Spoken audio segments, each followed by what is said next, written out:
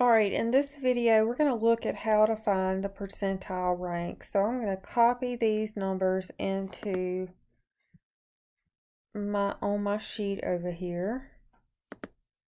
And what we need to do is, like we've been doing, is put these in order from smallest to greatest. And then the percentile rank is going to tell us the percentile a particular number is within the data set. So here's the formula.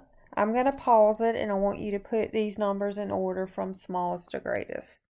Okay, I have order numbers and we want to know the percentile rank for 60.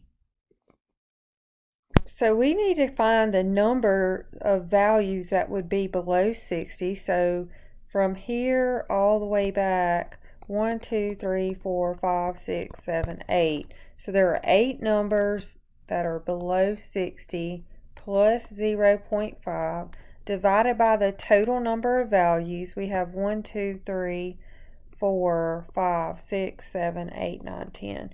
All right, so 8.5 divided by 10 times 100. So that would be 85%. Or the 85 percentile. Okay, and what that means is 85% of the numbers would be below 60. Now for 40, okay, so this time 40, you have 1, 2, 3, 4 numbers below 40. So 4 plus 0.5 would be 4.5 times 10. Divided by 10 times 100. So that would be 45%. So there is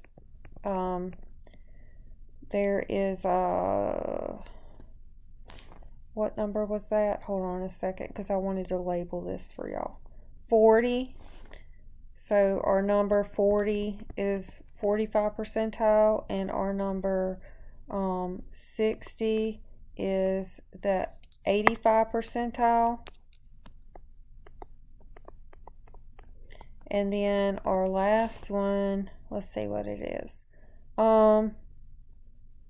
15. So 15, this time we have 2 that are below 15.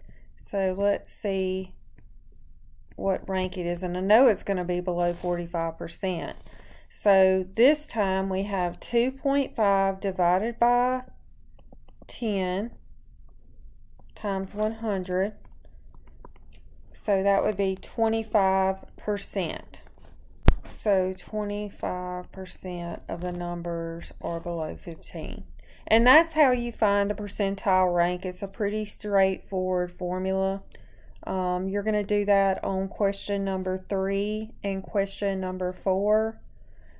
So let me know if you have any questions on that.